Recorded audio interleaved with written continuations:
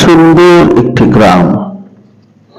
সেই গ্রামে ছিল নদী নালা। নদী নালার পাশে ছিল গাছ গাছালি এবং নীল আকাশ। দেখতে গ্রামটা অনেক সুন্দর, যে সে দেখি চোখ ফিরাইতে পারত না।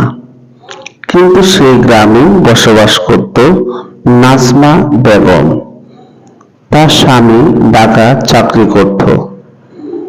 সাপ্তাহিক ছুটিতে এসে পুনরায় যখন আবার নাজমার কাছ থেকে ছুটি নিয়ে যখন সে ঢাকার চাকরির উদ্দেশ্যে রওনা হচ্ছিল, তার দুইটি মেয়ে পিছনে তাকিয়েছিল, তার স্ত্রী পিছনে তাকিয়েছিল। স্বামী রওনা হচ্ছে চাকরির উদ্দেশ্যে, কিন্তু বহুদিন হয়ে গেল স্বামী আর ফিরে আসলো না। নাজমা এখন তার নিজের কর্ম নিজেই বেছে নিল। দুইটি কন্যা কি খাবে, সে দুইটি কন্যার জন্য সে নিজের কর্ম সে নিজেই বেছে নিল। দুটি বোন ছিল, তারা দুজন বোন করে খেলাধুলা করেছিল, কিন্তু ঘরের পাশে একটি ছিল তাল গাছ। এই গাছের মধ্যে ছিল একটি ধারী একটি শয়তান। সেই শয়তানের ভয়ে কেউ দিনের দুপুরে কেউ আসত না। রাত্রে গভীর রাত্রে মানুষকে যন্ত্রণা দিত। হঠাৎ একদিন আকাশে ঝিলকাইতেছে এবং বৃষ্টি এবং অন্ধকার হয়ে আসছিল, কিন্তু সেই শয়তান ডাইনি তাল গাছ থেকে সে চলনা বিভিন্ন রকমের সে মানুষকে প্রতারণার দিকে রওনা হচ্ছিল। কিন্তু সেই নাজমা বাজারে আসলো শাক বিক্রয় করার জন্য, কিন্তু চতুর্দিক দিকে ছিল বাতাস এবং তুফান ঝড়। নাজমা ভয় পাইয়েছিল এবং দাঁড়িয়ে পড়েছিল। তার পাশে একজন ছিল চাচা। চাচা বলল, মা তুমি এখন দাঁড়িয়ে পড়লে কেন? চাচু, দাঁড়িয়ে পড়েছি, আমার দুইটি সন্তান ঘরে একা একা। আমার ঘরের পাশে একটি তাল গাছ ভয়ঙ্কর। আমার দুইটি মেয়েকে এই শয়তানে খেয়ে ফেলবে।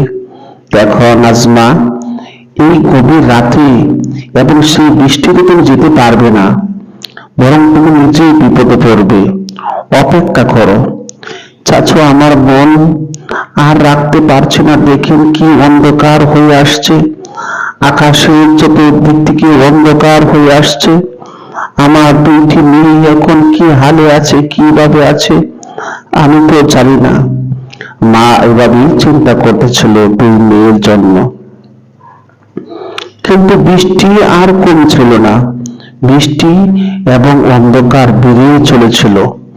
এইদিকে দুই বোন ঘরের ভিতরে, এদিকে পাশে সেই তাল গাছ আর একটি ঘর। দুই বোন সেই বারান্দায় দাঁড়িয়ে তাকিয়ে আছে, মা কখন আসবে।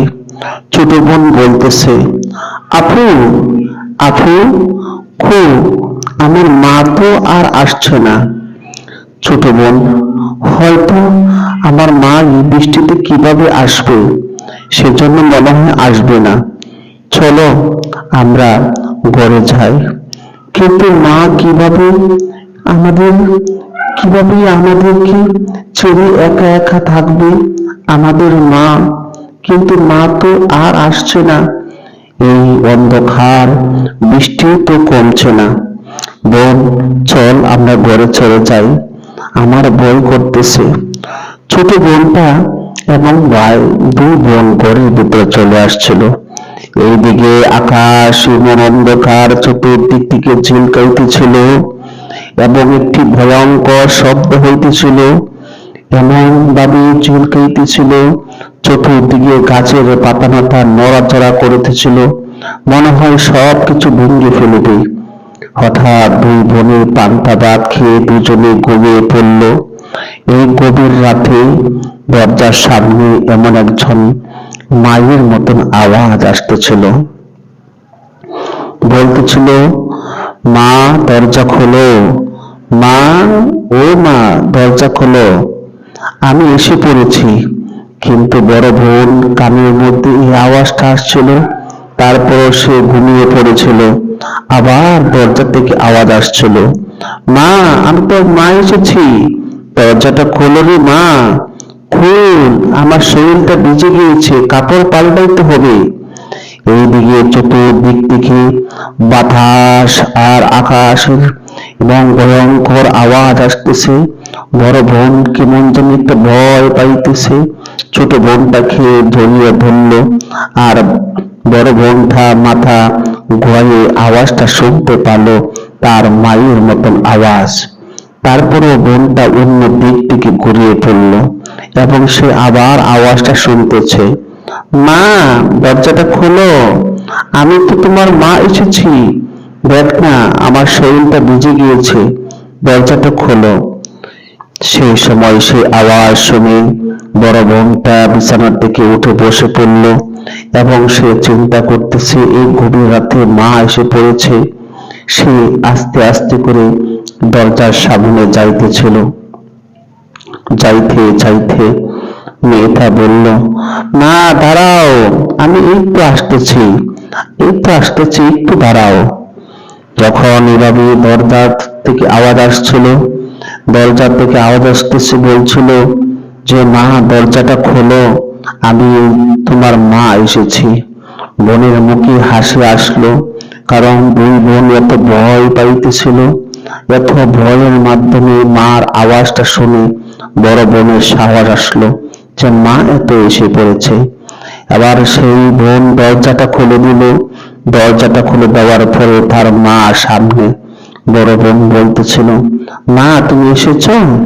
হ্যাঁ মা রে, এসেছি, দেখ না আমার কাপড়টা ভিজে গিয়েছে। তখন বড় বোনটা মায়ের মুখের মধ্যে মাথাটা নিয়ে যখন জড়িয়ে ধরতেছিল, তখন মা বলছেন, দেখ না আমার শরীরটা ভিজা, আমাকে ঘরে যাইতে দে। তখন বড় বোনটা বলছিল, তাই তো, ঠিকই তো মা বলেছে, মার কাপড় ভিজা আর আমি মাকে জড়িয়ে ধরলাম, মা ঘরে আসো, আইসা তোমার সেই কাপড়গুলো পাল্টাও। তারপরে সেই মা এবার ঘরে আসতেছিল, কিন্তু বড় বোনের ভিতরে একটা ভয় ঢুকে গেল যে মা এমন তো কোনো সময় করেনি, আজকে মাকে জড়িয়ে ধরলাম আর মা আমাকে এরকম খারাপ ব্যবহার করলো। যাক মা, তুমি আসো ঘরে, তোমার কাপড়গুলো পাল্টাও। এবার সেই মা যখন ঘরে আসবে, তখন বড় বোনটা দাঁড়িয়েছিল, কিন্তু মায়ের চোখ কেমন যেন দেখা গিয়েছিল, ভিতরে বাতাস আর বাতাস ঢুকতেছিল। বড় বোন পিছনে মায়ের দিকে তাকিয়েছিল এবং কি মা বলল, মা, মাগো কিছু খেয়ে নাও। তখন মা বলেছিল, তোমরা কিছু খেয়েছো? হ্যাঁ আমরা খেয়েছি, তুমি খেয়ে নাও। তখন মা বলেছিল, না রে, আমার তেমন পেটে খিদা নয়, মা তোমার জন্য চিড়া ভিজিয়ে দিই। মা বলেছিল, না, তোমরা ঘুমিয়ে পড়ো, আমি এখন খাবো না, যখন আমার খিদা হবে তখন আমি আবার খাবো। কিন্তু মায়ের চুলের কালো চুল কেমন জানি দেখাচ্ছিল, দেখতেছিল, বোনটার ভিতরে একটা আতঙ্ক সৃষ্টি হয়েছিল। তখন মা বলেছিল, তুমি বেশি কথা বলিও না, যাও ছোট বোনকে নিয়ে ঘুমাও, আমি কাপড় পাল্টিয়ে আসতেছি। বড় বোন বলেছিল, ঠিক আছে মা, কিন্তু বোনের ভিতরে যেন কেমন একটা আতঙ্ক সৃষ্টি হয়েছিল। এবার ছোট বোনটা ঘুমিয়েছিল, বড় বোনটাও বিছানার নিচে চলে গেল এবং ঘুমিয়ে পড়েছিল। কিছুক্ষণ পরেই সেই ডাইনি মায়ের রূপ পাল্টিয়ে যখন বলেছিল, বড় বলি এবং মা তো এসে পড়েছে। ছোট বোন তখন খুশি হয়েছিল। এবার ছোট বোনটা মাকে দেখে যখন মা পাশে শুইল, তখন সেই ডাইনির বুকে ছোট বোনটা যখন তাকে জড়িয়ে ধরেছিল, তখন বোনের দিকে ঘুরিয়ে শুয়েছিল। তখন সেই ডাইনির রূপ পাল্টিয়ে এমন ভাবে তার চেহারা, এমন আতঙ্ক, ভয় চেহারা, এবং ছোট বোনটা কেমন যেন তার পিঠের মধ্যে আঘাত লাগতেছিল। আপু, আপুর আমার পিঠটা কেমন যেন কেটে যাইতেছে, জ্বলতেছে রে। বড় বোন ঘুমিয়েছিল এবং বলছিল ঘুমারে, এবং ছোট বোনটা বলেছিল মাকে একটু বল না আমাকে শরীরটা একটু মুলিয়ে দেওয়ার জন্য, আমার পিঠটা যেন কেমন জ্বলাপোড়া করতেছে, ব্যথা করতেছে। এবার বড় বোন যখন মাথা উকি দিয়ে দেখি, এটা তো দেখে মা নয়, শয়তান, ডাইনি। তখন বড় বোন আগে থেকে সন্দেহ করেছিল, কিন্তু এখন বড় বোন কি করবে? সে ভয় না পেয়ে শান্ত হয়ে যখন আবার বিছানায় শুয়ে পড়ল, এদিকে বড় বোন তাকিয়ে রয়েছে, এটা তো আমার মা নয়। তখন অন্যদিকে ঘুরিয়ে বড় বোনটা চিন্তা করতেছিল কি করব। এইদিকে ছোট বোনের পিঠে থেকে রক্ত প্রবাহিত হইতেছিল আর বলতেছে, আপুরে আমার পিঠটা জ্বলিয়ে যাইতেছে, আমার খুব ব্যথা করতেছে, আপুরে আমি কি করব? বড় বোন চিন্তায় চিন্তায় ব্যাকুল হয়েছিল আর বলছিল, আমি এখন কি করব? মা তো নেই, এই তাল গাছ থেকে এসে ডাইনি মার রূপ ধরে করে ঢুকেছে। এবার ছোট বোনটা সেই ব্যথা নিয়ে ঘুমিয়ে পড়ল। বড় বোন আর ঘুম আসে না, সে অন্য দিক ফিরে সে চিন্তা করতেছে যে ডাইনি তো আমাদের দুই বোনকে খেয়ে ফেলবে, কি করব, নিজেকে কিভাবে বাঁচাবো, ছোট বোনটাকে কিভাবে বাঁচাবো। আস্তে আস্তে করে যখন শব্দ হচ্ছিল, তখন ছোট বোনটা আবার বলেছিল, আপুরে আমার ব্যথা বাড়তি আছে, বেরিয়ে যাইতেছে। এবার সে বড় আপু বলল, এটা আমাদের মা নয়, এটা ডাইনি এসেছে আমাদের ঘরে বোন, কিন্তু সাবধান, আমাদের এই ডাইনি থেকে বাঁচতে হবে যে কোনো একটি কৌশলে। এবার বড় বোন বলল, মা গো, মা, আমাদের পানির পিপাসা লেগেছে, একটু পানি খেতে যাব। মা বলেছিল সে ডাইনি, ঠিক আছে যাও। তখন বড় বোনটা বলল, মা আমার একা একা ভয় লাগতেছে, যেভাবে বৃষ্টি তুফান আসতেছে, ছোট বোনকে নিয়ে যাব। ঠিক আছে নিয়ে যাও, কিন্তু তাড়াতাড়ি করে ঘরে প্রবেশ করো, না হয় কিন্তু তোমাদেরকে সেই তাল গাছের ডাইনি শয়তান তোমাদেরকে খেয়ে ফেলবে। বড় বোন বলতে, ছোট বোন এখন আমাদের যাওয়ার পালা, কিন্তু সাবধান, এই ডাইনি যদি বুঝে ফেলে তাহলে তোকে আমাকে খেয়ে ফেলবে, ডাইনি একটু সাবধান, ভয় পেস না। আমি যখন হঠাৎ করে দুই বোন যখন সে বিছানা থেকে উঠে পড়লো, উঠে আস্তে আস্তে করে দরজা খুলতেছিল, তখন দুই বোন দরজা থেকে বাইর আস্তে আস্তে করে বাইর হইতেছিল। ছোট বোনের পিঠ থেকে রক্ত এমন ভাবে বাইর হইতেছিল, ব্যথা কাতর হয়ে গিয়েছিল। এবার সেই বড় বোনটা আস্তে আস্তে করে দরজা খুলে যখন সে বাহির হয়েছিল, বাহির হয়ে ভিতর দিয়ে বাহির হয়ে সে দরজা খিল লাগিয়ে দিল। এবার সেই শয়তান ঘর থেকে আওয়াজ আসতেছে, আমাকে ছেড়ে দে, তোদেরকে আমি খেয়ে ফেলবো, তোরা আমার হাত থেকে বাঁচতে পারবে না, তোরা যেখানে যাবে সেখানে আমি যাব, আমার দরজাটা খুলে দে, এই আমার দরজাটা খুলে দে, তোদেরকে আমি খেয়ে ফেলিব, তোরা আমার হাত থেকে বাঁচতে পারবে না, আমার দরজাটা খুলে দে বলতেছি, না হয় তোদেরকে আমি কার মুখ খেয়ে ফেলিব। তোরা আমার সাথে চালাকি করেছ, তাই না? আমি দরজা ভেঙে বাইরে হয়ে যাব। হঠাৎ করে সেই ডাইনি শয়তান রূপ পাল্টে গিয়েছে। এবার সেই দুইটি বোনের পিছ বাড়িতেছে, আর এইদিকে দুই বোন ধরতেছে যান বাঁচানোর জন্য, আর বলতেছিল, আমাদেরকে বাঁচাও, আমাদেরকে বাঁচাও। এভাবে কি করলেন, যাইতে যাইতে দুই বোন সেই এক পাশে এক চাচার দরজার বাড়ির দরজার সামনে যেয়ে টক টক করে শব্দ করেছিল আর বলেছিল, চাচা আমাদেরকে বাঁচান, চাচা আমাদেরকে বাঁচান, আমাদেরকে বাঁচান। দরজা ঠপ ঠপ করে শব্দ করছিল, কিন্তু চাচারা ঘুমিয়েছিল। হঠাৎ ঘুম ভেঙে গেল এবং ঘুম ভেঙে দরজা খুলে দেখে এই দুইটি বোন। কি ব্যাপার, তোমরা এত রাত্রে, গভীর রাত্রে আমার দরজার সামনে? চাচা, আমাদেরকে বাঁচান, আমাদের পিছনে সে ডাইনি শয়তানটা, আমাদেরকে বাঁচান, আমাদের পিছনে ডাইনি শয়তানটা পিছপন হয়েছে। আপনি যদি আমাদেরকে রক্ষা না করেন তাহলে আমরা আমাদেরকে খেয়ে ফেলবে চাচ্ছু। ঠিক আছে, তোমরা কোনো ভয় পেও না, তোমরা আমাদের ঘরে প্রবেশ করো।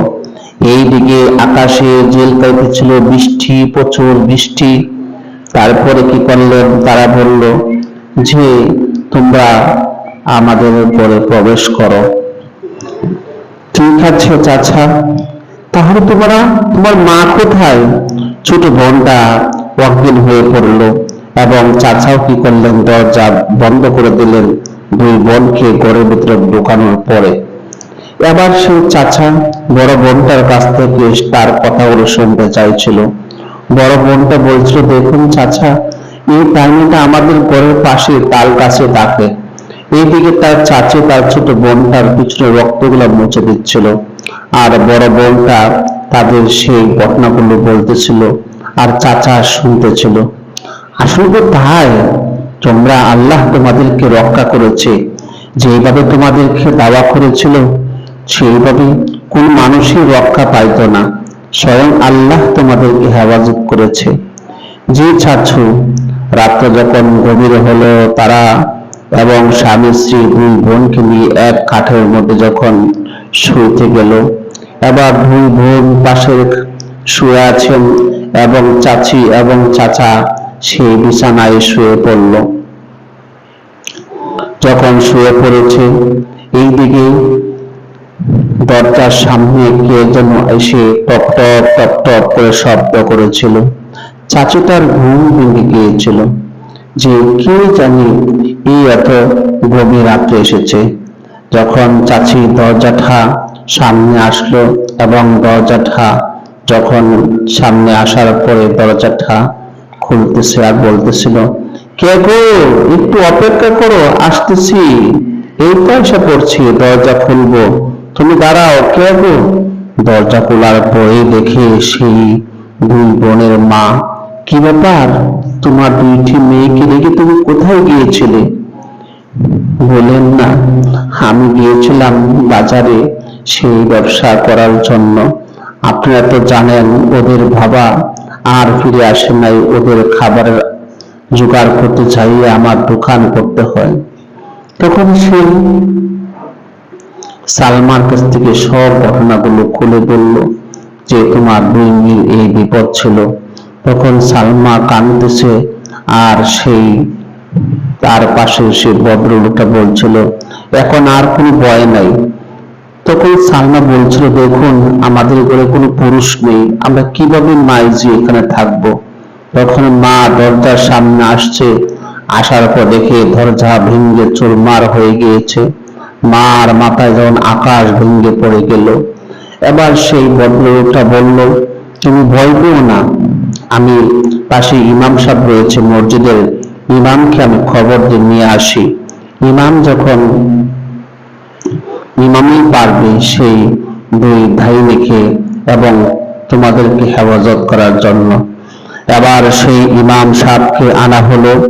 আনার পর ইমাম সাহেব এবার শুরু করলো তার পবিত্র কোরআন তেলাওয়াত করতেছিল। সেই তেলাওয়াত করতে করতে সে তাল গাছ থেকে একটি বুড়ি শয়তান আর একটি ডাইনি দুজনেই সেই তাল গাছ থেকে অনেক রকমের বাঁচার চেষ্টা করেছিল, কিন্তু আল্লাহর কোরআনের সঙ্গে ওরা পারে নাই।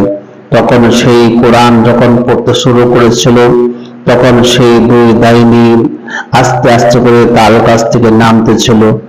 আর এইদিকে সেই ইমাম সাহেব কি করলেন, ওদেরকে আগুনে পুড়ে ছারখার করে দিল। ওরা সেই আগুনে পুড়ে ছারখার হয়ে ওরা চলে গেল। এবার বলতেছিল, আর কোনো ভয় নাই, আপনারা এখন নিঃসন্দেহে এখানে আপনারা বসবাস করতে পারেন। ওই দুই শয়তানকে আগুনে পুড়ে ছারখার করে ফেলেছি। তারপরে সালমা তার দুই মেয়েকে নিয়ে সুন্দরভাবে তারা সুখে শান্তিতে বসবাস করতেছিল। সম্মানিত শ্রোতা, আমার এই গল্পটা যদি কোনো ভুল হয়ে থাকে আপনারা আমাকে কমেন্ট করে সেই ভুলগুলা ধরিয়ে দিবেন। পরবর্তী ভিডিওতে সেই ভুলগুলা সংশোধন করব। আমার চ্যানেলটি সাবস্ক্রাইব করবেন, কমেন্ট করবেন, লাইক দিবেন, বেশি বেশি করে শেয়ার করুন আমার ভিডিওটি আপনাদের বন্ধু বান্ধবের সাথে। তাহলে আজকে এই পর্যন্তই। আসসালামু আলাইকুম ওয়া রাহমাতুল্লাহি ওয়া বারাকাতুহু।